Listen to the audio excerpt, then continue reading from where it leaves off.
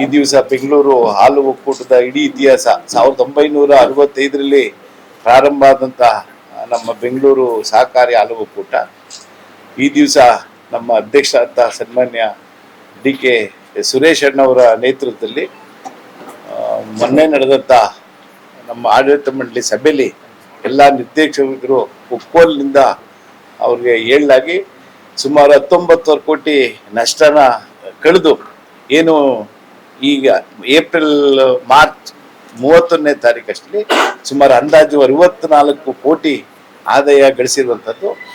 ಅವರು ರೈತರ ಉದ್ದೇಶದಿಂದ ರೈತರಿಗೆ ಏನು ಏಪ್ರಿಲ್ 1, 2025ರಿಂದ ಮಾರ್ಚ್ 31ನೇ ತಾರೀಕಿನೊಳಗೆ ಇಷ್ಟು ರೈತರು ಹಾಕಿರ್ತಾರೆ ಹಾಲನ್ನ ಲೀಟ್ರಿಗೆ ಒಂದು ರೂಪಾಯಿದಂತೆ ಸುಮಾರು ನಮ್ಮ ಒಕ್ಕೂಟಕ್ಕೆ 59 ಕೋಟಿ 34 ಲಕ್ಷ ಚಿಲ್ಲರೆಯಷ್ಟು ಅಮೌಂಟ್ ಒಕ್ಕೂಟಕ್ಕೆ ರೈತರಿಗೆ ಹೋಗಿದೆ. ಬೆಂಗಳೂರು ನಗರ, ಬೆಂಗಳೂರು ಗ್ರಾಮಾಂತರ ಜಿಲ್ಲೆ. ವಿಶೇಷವಾಗಿ ನಮ್ಮ ತಾಲೂಕು ಇವತ್ತು 3,10,000 ಲೀಟ್ರು ಪ್ರತಿ ದಿವಸ ಹಾಲು ಉತ್ಪಾದನೆ ಮಾಡ್ತದೆ. 3 ಜಿಲ್ಲೆಗೆ ಅತ್ಯಂತ ಬೆನಿಫಿಟ್ ತಗೊಂಡಿರೋ ತಾಲೂಕು ಅಂದ್ರೆ ಅದು ಚನ್ನಪಟ್ಟಣ ತಾಲೂಕು. ನಮಗೆ 11 ನಮಗೆ ನಮ್ಮ ತಾಲೂಕಿಗೆ ಇವತ್ತು ರೈತರಿಗೆ ನೇರವಾಗಿ ಮಾರ್ಚ್ 31 ಅಧ್ಯಕ್ಷರು ಹೇಳಿದ್ದಾರೆ, ನೇರವಾಗಿ ಮಾರ್ಚ್ 31ನೇ ತಾರೀಕು ಅಥವಾ ಏಪ್ರಿಲ್ 10 ಒಳಗಡೆ ಎಲ್ಲರ ಅಕೌಂಟ್ಗೆ ಅದು ಅಮೌಂಟ್ ಹೋಗುತ್ತೆ. ಅದನ್ನ ನಮ್ಮ ತಾಲೂಕಿಗೆ ಹೇಳ್ಬೇಕು ಅಂದ್ರೆ ನಮ್ಮ ಶಾಸಕರಾದ ಸನ್ಮಾನ್ಯ CP ಯೋಗೇಶ್ವರ್ ಅವರ ಏನು ನೀರಾವರಿ ಯೋಜನೆ ಆಗ್ಲಾಗಿ ಇಷ್ಟೊಂದು ತಾಲೂಕಿನಲ್ಲಿ ಹಾಲು ಉತ್ಪಾದನೆ ನಮ್ಮ ತಾಲೂಕಿನಲ್ಲಿ ಈಗಾಗಲೇ ಲೋನ್ ಕೊಡ್ಲಿಕ್ಕೆ ಸ್ಟಾರ್ಟ್ ಮಾಡ್ಲಿಕ್ಕೆಲ್ಲ ಏಪ್ರಿಲ್ 1ರಿಂದ 2ರಿಂದ ಚಾಲನೆ ಕೊಡ್ತಾ ಇದೀವಿ. ಸುಮಾರು 5 ಲಕ್ಷ ಲೀಟರ್ ನಮ್ಮ ತಾಲೂಕಲ್ಲೇ ಹಾಲು ಉತ್ಪಾದನೆ ಮಾಡಬೇಕು ಅನ್ನೋ ಗುರಿ ಹೊಂದಿದ್ದೀವಿ. ಇದಕ್ಕೆ ಇಡೀ ನಮ್ಮ ತಾಲೂಕಿನ ಎಲ್ಲ ನಮ್ಮ ಕಾರ್ಯದರ್ಶಿಯವ್ರಿಗೂ ಸಹಿತ ಒಂದೊಂದು ಸಂಘಕ್ಕೆ ಸುಮಾರು 15,000 ರೂಪಾಯಿ ಅಮೌಂಟ್ ನ ಸೆಕ್ರೆಟರಿಗಳಿಗೂ ಕೊಟ್ಟವ್ರೆ.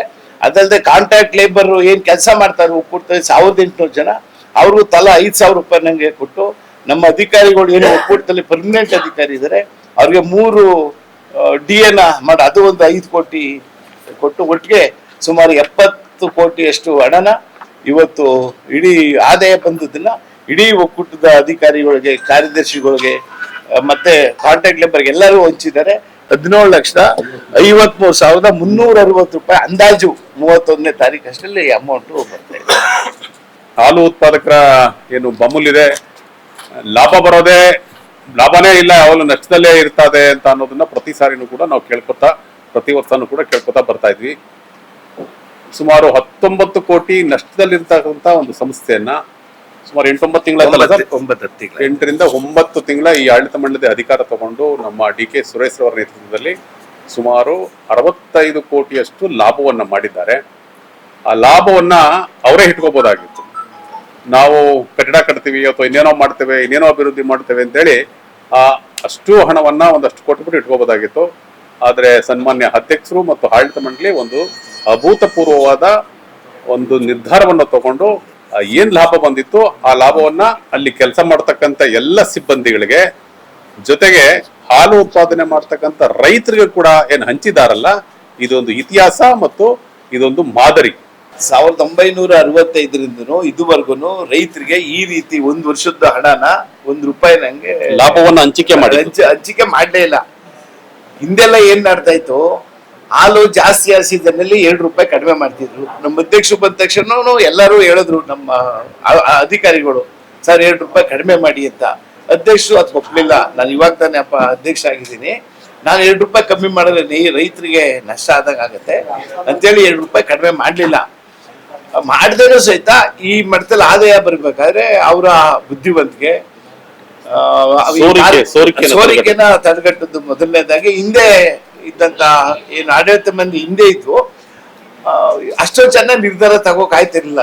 ಇವತ್ತು ಅಧ್ಯಕ್ಷರು ಒಳ್ಳೆ ನಿರ್ಧಾರ ತಗೊಂಡು, ಆಮೇಲೆ ಈ ಮೊದ್ಲೆಲ್ಲ ನಮ್ದು ಈಗ ಉದಾಹರಣೆಗೆ ಕನಕಪುರದ್ದು 14.25 ಲಕ್ಷ ಲೀಟರ್ ಹ್ಯಾಂಡಲ್ ಮಾಡುವಂತ ಕೆಪಾಸಿಟಿ ಇಡೀ ನಮ್ಮ ದೇಶದಲ್ಲಿ ಇಲ್ಲ. ಅಂತ ದೊಡ್ಡ ನಮ್ದು ಇದು ಅಂತದ್ರಲ್ಲಿ ಸಹಿತ ಅಲ್ಲಿ ನಾವು ಹಾಲು ಕಳಿಸ್ತಾ ಇದೆ 4.5 ಲಕ್ಷ. ಈಗ ಬೇರೆ ಕಡೆಗೆ ಹಾಲು ಕಳಿಸ್ತೀವಿ. ಈಗ ನಮ್ಮ ಇಡೀ ರಾಜ್ಯದಲ್ಲಿ ಮಂಡ್ಯದಿಂದನೂ ದಿವಸ 50,000 ಹಾಲು ಬರ್ತದೆ, ತುಮಕೂರಿಂದ ಅಧ್ಯಕ್ಷರು ತರಿಸ್ತಾರೆ, ಬೇರೆ ಬೇರೆ ಇಂದನೂ ಹಾಲು ಬಂದು ಇವತ್ತು 8.5 ಲಕ್ಷ ಲೀಟರ್ ಹ್ಯಾಂಡ್ಲ್ ಮಾಡ್ತಾ ಇದೆ ನಮ್ಮ ಕನಕಪುರ ಪ್ಲಾಂಟ್. ನಿಮ್ಗೆಲ್ಲ ಗೊತ್ತದ, ಕರ್ಕೋಯ್ತೀವಿ. ಹಂಗಾಗಿ ಈ ಸೋರುವಿಕೆ ತಡೆಗಟ್ಟೋದ್ರ ಜೊತೆಗೆ ಕೆಲವು ಶಿಸ್ತು ಕ್ರಮ ತಗೊಂಡಾಗ ಇಷ್ಟು ಆದಾಯ ಬಂತು. ನಮ್ಗೆ 8 ತಿಂಗಳಲ್ಲಿ 64 ಕೋಟಿ ಲಾಭ ತಂದು ರೈತರಿಗೆ ನೇರವಾಗಿ, ಅದು ಇದು ಆಶ್ಚರ್ಯ ಏನಂದ್ರೆ ನಮ್ಮ ತಾಲೂಕೇನೆ 11.25 ಕೋಟಿ ಹಣ ಬರ್ತಾ ಇದೆ, ಟೋಟಲ್ 59 ಕೋಟಿಲಿ. ಅದೇ ಇದು ಇಡೀ ಹೈಯೆಸ್ಟ್ ನಮ್ಮ ತಾಲೂಕೆ. ಅದಲ್ಲದೆ ಇಂಥ ಕೆಲಸ ಯಾರು ಅಧ್ಯಕ್ಷರು ಮಾಡಿರ್ಲಿಲ್ಲ, ಯಾವ ಆಡಳಿತ ಮಂಡಳಿ ನಿರ್ಧಾರ ತಗೊಂಡಿಲ್ಲ.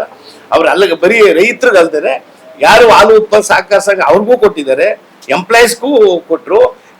ಕಾಂಟ್ರಾಕ್ಟ್ ಲೇಬರ್ ಇಡೀ ಇತಿಹಾಸದಲ್ಲಿ ಯಾರಿಗೂ ಕೊಡಲ್ಲ. ಇವತ್ತು ಕಾಂಟ್ರಾಕ್ಟ್ ಲೇಬರ್ಗೂ 5,000 ಸಾವಿರ, ಯಾಕೆಂದ್ರೆ ಅವ್ರು ಕಷ್ಟಪಟ್ಟು ಕೆಲಸ ಮಾಡ್ತಾರೆ, ಅವ್ರಿಗೂ ಅದು 95 ಲಕ್ಷ.